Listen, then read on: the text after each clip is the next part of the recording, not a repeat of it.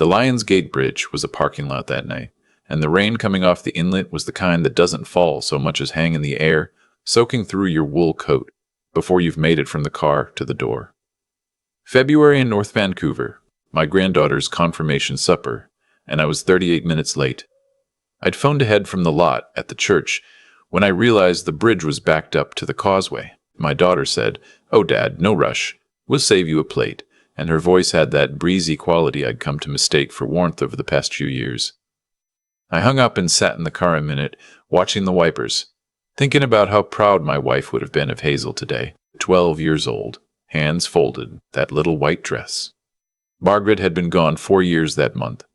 I still bought 2 coffees some mornings before I caught myself. By the time I pulled onto my daughter's street in Lynn Valley, the rain had turned to that wet, heavy snow we get on the North Shore.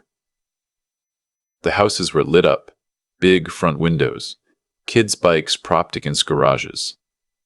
I parked behind a black Audi I didn't recognize. The walkway up to the front porch had been salted, and I noticed because I'd been the one to bring her the bag of de-icer back in November.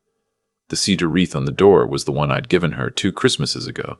I had a gift bag in one hand, a little silver cross on a chain for Hazel, sterling, from a jewelry's on Lonsdale. $85. Not much, but I'd had it engraved with her name and the date. The other hand held a bottle of Niagara ice wine I'd been saving for something. I don't know what for, just saving it.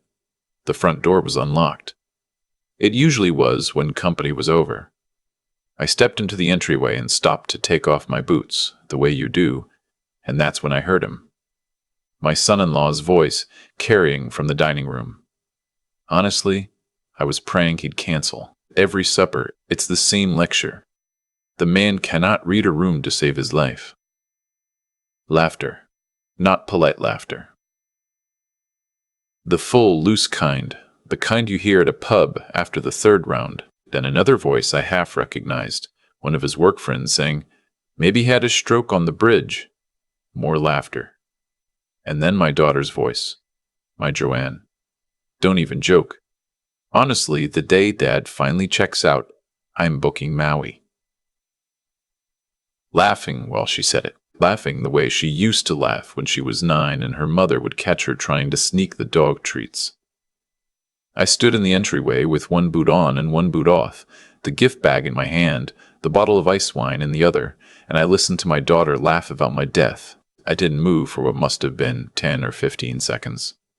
I could see myself in the hallway mirror, the gray hair, the rain on my shoulders, the stupid little gift bag with the tissue paper sticking out the top. I looked like a man who'd been hit, but hadn't fallen yet. I put my boot back on. I set the gift bag down on the bench by the door, just set it down. Didn't drop it, didn't make a sound. The ice wine I kept. I don't know why. I opened the door and I closed it behind me with the same care a person uses closing the door of a hospital room where someone is sleeping. I walked back to my car in the snow. I sat in the driver's seat for a long time before I turned the key. The dashboard clock said 7:23. The radio was tuned to CBC2. Some kind of cello piece. I drove. I didn't go home. Home was where Margaret's chair still was, and I wasn't ready for that chair yet. I drove out to the C-bus terminal and parked and watched the lights of Vancouver across the water for I don't know how long.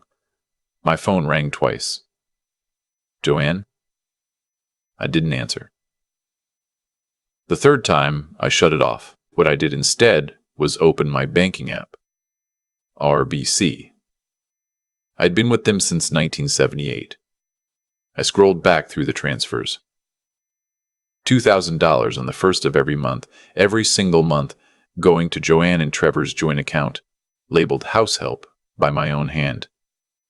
$24,000 a year, 5 years of it, since Margaret's diagnosis, when Joanne had cried on my kitchen floor and said they were going to lose the place if I couldn't help. Just for a little while. Just until Trevor's promotion came through. The promotion had come through. 2 of them, in fact. He drove an Audi now. I drove a 2014 Subaru, $120,000. I sat in the parking lot at the C-bus terminal and looked at that number and tried to feel angry, but I couldn't.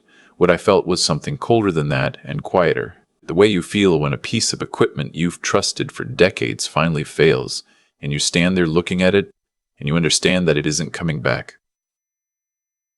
I drove to the Holiday Inn off Marine Drive. I didn't want to be in my own house that night. I paid for a room with my visa, lay on top of the bedspread without taking my coat off, and stared at the ceiling tiles until the heating unit clicked on. In the morning, I called Doug Forsyth. Doug had been my lawyer for 31 years. We'd gone to UBC together back when the law school was still in that ugly building, and he'd written Margaret's will and held my hand through probate. His secretary said he was booked solid, and I said, "Bev, it's Walter. Please tell him it's important." And she said, "Oh, honey, of course, hang on." He saw me at 10. His office is in one of those glass towers downtown, 20th floor view of the harbor. He came out from behind the desk to shake my hand the way he always did, and then he took one look at my face and said, "Sit down. Tell me." I told him all of it, slowly, in order, the way you'd tell a doctor about your symptoms. The dinners over the past few years. The mortgage payments. The bottle of ice wine still sitting on the floor, my Subaru. The toast. Joanne's laugh.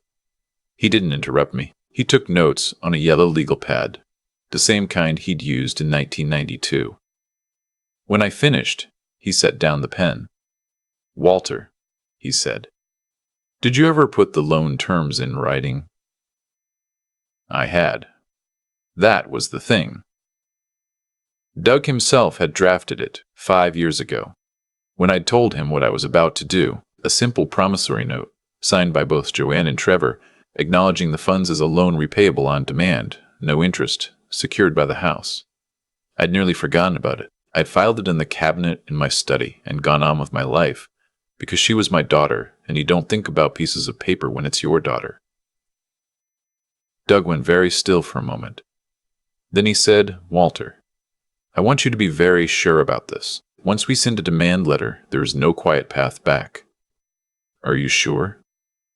I thought about Hazel in her white dress that morning. I thought about the fact that I hadn't given her the cross.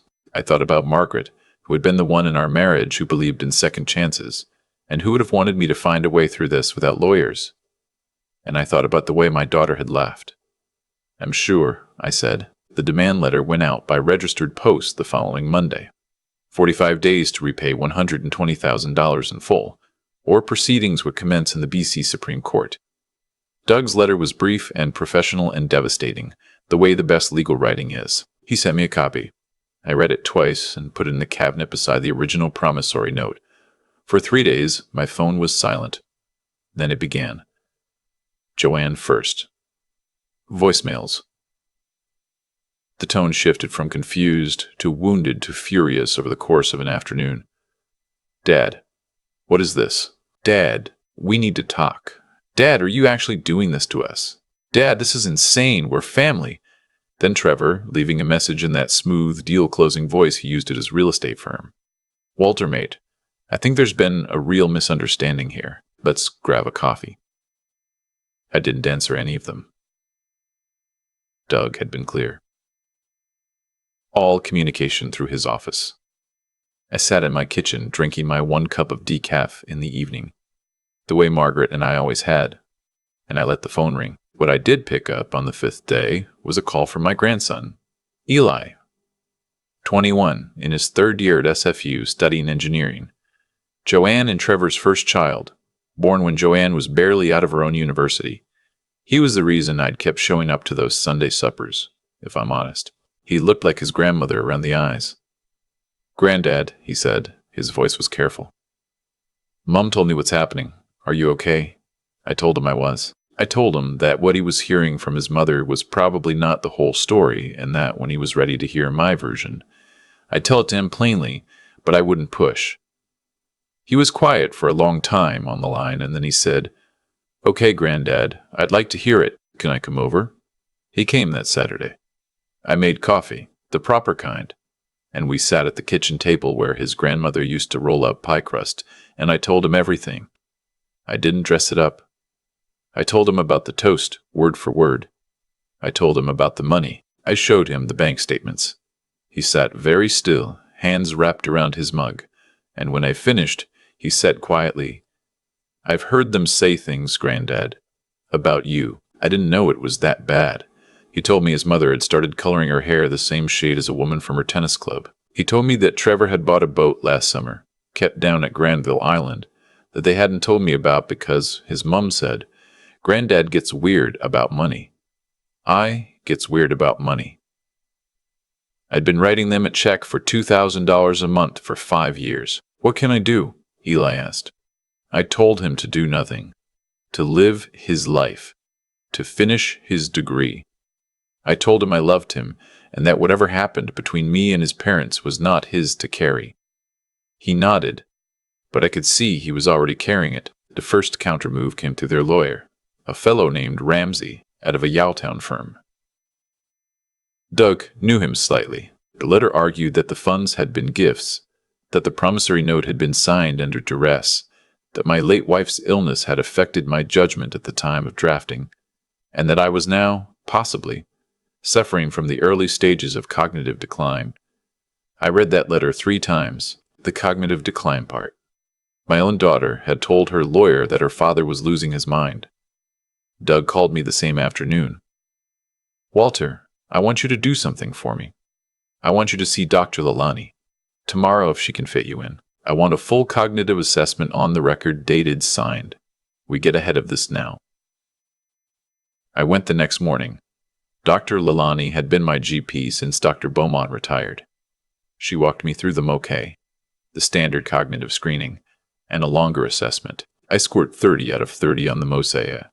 She wrote me a letter on her own letterhead, attesting to my full mental competence as of that date, and she included a line off her own bat, noting that I had presented her concerns clearly, advocated articulately for myself, and demonstrated a level of executive function consistent with my long professional career.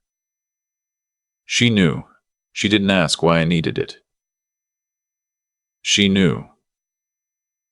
I drove home from her office, and I sat in my driveway for a long time before going in. I thought about my daughter sitting across from her lawyer, deciding that the line of attack would be that her father was senile.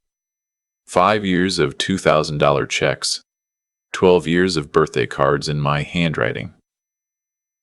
And she had said, "Let's tell them he's losing it." Something in me that, until that moment, had still been wavering, still been wondering if I was doing the right thing, went quiet, settled, like a stone dropping to the bottom of a pond. The second counter-move came 2 weeks later, and it was uglier. A social worker from the Regional Health Authority showed up at my door on a Tuesday morning. A woman in her 50s, kind face, no nonsense, holding a clipboard. Someone, she said, had filed a concern under the Adult Guardianship Act. A welfare check. I invited her in. I made her tea. I gave her the letter from Dr. Lalani before she'd asked a single question. I walked her through my finances, my medications, which were 1 statin and nothing else, my daily routine. I showed her my bookkeeping for the past 8 years, every receipt filed by month. I showed her the monthly volunteer schedule I kept at the Lionsgate Hospital gift shop, where I'd been working 2 mornings a week since Margaret died. I showed her the quarterly rebalancing spreadsheets I kept for my retirement portfolio, which generated, last year, just over $46,000 in dividends and interest, all of which I tracked myself, all of which my accountant signed off on, but did not manage. She was there for 1 hour and 15 minutes. When she stood up to leave, she paused at the door and said, "Mr. Halloran, I'll be closing this file today. I'll be very direct with you. Whoever filed this was not acting in good faith. I've seen this before. I'm sorry." I thanked her. I closed the door. I went to my study and I sat in Margaret's old chair, the one she used to read in, and I covered my face with my hands. That evening, Eli came over without being asked. He'd brought Tim Hortons. He sat across from me at the kitchen table and said, "Granddad, they tried to have you declared incompetent." "I know." "That's my mother. I know, son."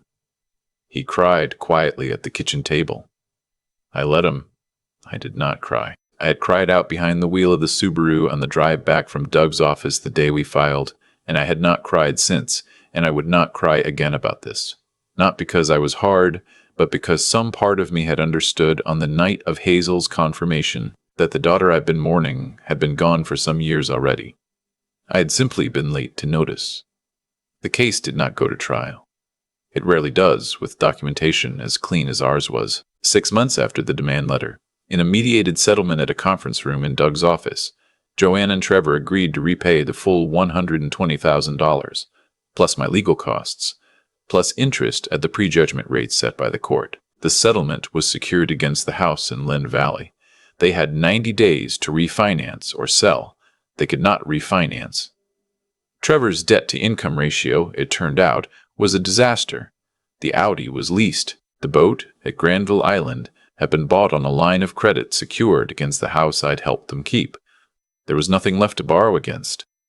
The house went up for sale in late summer. It sold in 11 days, well above asking, the way North Shore houses do. After the mortgage was discharged, and my settlement was paid out, and the realtor's commission and the legal fees, Joanne and Trevor walked away with about $30,000 between them. Trevor moved into a one-bedroom rental in Burnaby. Joanne took Hazel and moved into a townhouse in North Vancouver, paid for by a line of credit her mother-in-law co-signed. Eli stayed in his student housing. Their marriage did not survive. I learned this from Eli in pieces.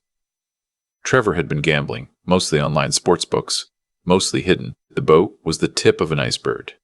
There had been a woman, too. Joanne filed for divorce in October. I did not feel triumphant about any of this. I want to be clear about that. There was no part of me that watched their lives come apart and thought, good. What I felt instead was a kind of dull surprise that the house of cards had been even flimsier than I'd thought. They had been pretending, all of them, while I had paid for the pretense. The day before the new owners were to take possession of the Lynn Valley house, Joanne called my landline. She had never called my landline in her life. I picked it up because I thought it might be the hospital gift shop about a shift change. Dad. Her voice was small. Can I come and see you? I almost said no. I almost said send a letter. But I am, despite everything. Her father, and Margaret was sitting in her chair, in the photograph on the mantel, watching me through the glass. Tomorrow, I said. 3 o'clock, the kitchen, not the living room. She came. She looked older. Not in the way that was satisfying to see, in the way that would have hurt her mother. She sat at the kitchen table where she'd done her homework as a girl, and she cried, and she apologized. The apology was long and detailed, and it included words like devastated and ashamed. And how could I, and I don't recognize myself. I let her finish. I poured her a glass of water. I sat across from her, and I said the thing I had been turning over in my mind for months since the night at the C-bus terminal. Joanne, I am not going to forgive you today. I might, eventually. I don't know yet. But I want you to understand something, and I want you to understand it clearly because I don't think you do. You did not lose this house because I was cruel. You lost it because you laughed at the idea of my death while you were living in the house I paid for. That is not punishment. That is the bill arriving. People are not infinite. They are not banks that smile when you withdraw from them. Your mother believed that family meant you owed each other patience. I believe that too. I still do. But patience is not the same as standing still while you're robbed. She was very quiet. Then she said, "What about Hazel?" I told her that Hazel was 12, and that I would be in Hazel's life for as long as Hazel wanted me there, on terms I would set with her directly when she was old enough to set them with me, that I would not use the child as a bargaining chip, and I expected the same of her. That the cross I'd had engraved on the night of the confirmation was in a drawer in my dresser, and it would be Hazel's whenever she wanted it, but I would give it to her myself. Joanne nodded. She left. I watched her go from the front window. She got into a Honda Civic that I assumed was a rental. That winter I did 3 things. I changed my will, the bulk of my estate, which is not enormous but is more than people might guess, given that I'd been a structural engineer for 41 years and Margaret had been frugal as the day is long, went in 3 parts. 40% to a foundation that supports widowed seniors in the Lower Mainland with elder advocacy and legal aid. 30% to Eli, outright, no conditions. Because that boy never took a thing he hadn't earned. 20% in trust for Hazel. accessible at 25 with conditions tied to her completing post-secondary or trades training, and 10% to Joanne, in a trust she could only access if she completed, before my death, a financial counseling program of my lawyer's choosing and 300 hours of documented volunteer work with a registered charity. If she did not, that 10% rolled into the foundation. It was not, I told Doug, a punishment. It was an invitation. The same invitation Margaret would have offered her, in a softer voice. I am not as soft as her mother was, but I am not nothing either. The second thing I did was sell my own house in Deep Cove. It was too big for one man and a Subaru. I bought a 2-bedroom condo in Lonsdale with a den I made into a study and a balcony that faces the inlet so I can watch the sea buses cross at dusk. I gave most of Margaret's things to her sister in Kelowna, who cried on the phone and said she'd been hoping I would. The third thing I did was call Hazel. She was 13 by then. Joanne, to her credit, put her on the phone without trying to manage the call. I asked Hazel if she would like to come for lunch sometime, just the two of us, and she said yes, very quietly. We went to a diner on Lonsdale. I gave her the cross. I told her the date was wrong now, and that if she wanted, I'd have it re-engraved. She thought about it and said no. It was the date she'd been confirmed, and that was still true. I told her I was sorry I hadn't been there at the table that day. She told me she was glad I hadn't been. She'd heard later what they'd said. She'd been upstairs. We see each other now, every other weekend. Eli usually comes too when his schedule allows. We don't talk about Joanne much. We don't have to. Hazel is going to be a paramedic, she tells me. She has her grandmother's hands. I am 68 years old. I will tell you what I have learned, though no one is owed anyone's lessons. I have learned that when a person who is supposed to love you laughs at your absence, you are allowed to make your absence permanent in the parts of their life where they had expected your money. That is not revenge. That is honesty applied retroactively. I have learned that the law, used carefully by a person who has nothing to hide, is one of the few mechanisms in this country that still treats a quiet old man and a smooth-talking son-in-law as equals in a room. Doug Forsyth and the yellow legal pad did more for my dignity than any speech I could have given at that dinner table. I have learned that the people who tell you that family is forever are usually trying to talk you into staying somewhere you've already left. And I have learned, finally, that a man can lose a daughter without losing a family. My grandson comes for supper on Sundays. My granddaughter calls me on Tuesday evenings after her piano lesson. Margaret's chair's in the new condo by the window, and on quiet nights I sit in the one across from it and I tell her how the day went. She does not answer. But I have, I think, finally, after a long time of getting it wrong, started telling her the truth. The ice wine is still in the cabinet. I have not opened it. I am saving it for something. I no longer feel the need to know what.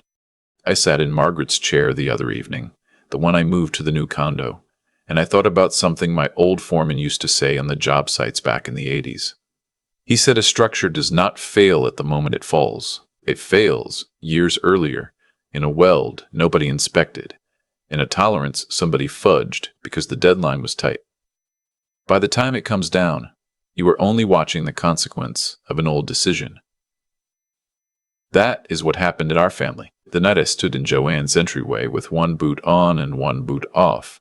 The failure was not new. It had been quietly accumulating for years, in every check I wrote without asking how it was being spent, in every Sunday supper where I let a comment slide because I did not want to be the difficult father, in every birthday where Trevor's smirk went unanswered. I taught them, by my silence, that I would absorb anything, and people will take whatever you teach them they can take.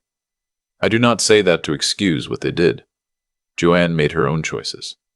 Trevor made his. Hazel was upstairs, and she heard the laughter, and she knew, even at 12, that something was wrong. The cause does not erase the choice, but it does explain why the bill, when it finally arrived, was so large. What I learned, sitting at Doug Forsyth's conference table, with the registered post receipt in my pocket, is that dignity is a discipline, not a feeling. I did not feel dignified that morning. I felt sick to my stomach, but I had decided, in the parking lot at the C-Bus terminal the night before, that I would behave as the man Margaret had married, not as the man my grief and my loneliness had let me become. The behavior came first. The feeling caught up months later, slowly, the way warmth comes back into your hands after you have been out in the cold too long. I think about Eli sometimes. 21 years old, sitting at my kitchen table, crying because he had figured out who his mother was. He could have walked away from all of it, picked a side, gone quiet. He did not. He showed up. That is character, and character is built one decision at a time, in rooms where nobody is watching. He learned more from his grandmother than from either of his parents, and she had been gone 4 years before he was old enough to understand what she had been teaching him. If I have anything to pass on to a person watching this, it is only this: be patient with the people you love, because patience is the rent we pay for being alive together. But do not confuse patience with paralysis. When somebody shows you, plainly, who they are and what they think you are worth, believe them the first time, take notes, then decide with a steady hand what you are going to do about it. The law is a tool. Money is a tool. Silence, used carefully, is a tool. None of them are revenge. They are simply the means by which a quiet old man stays a man,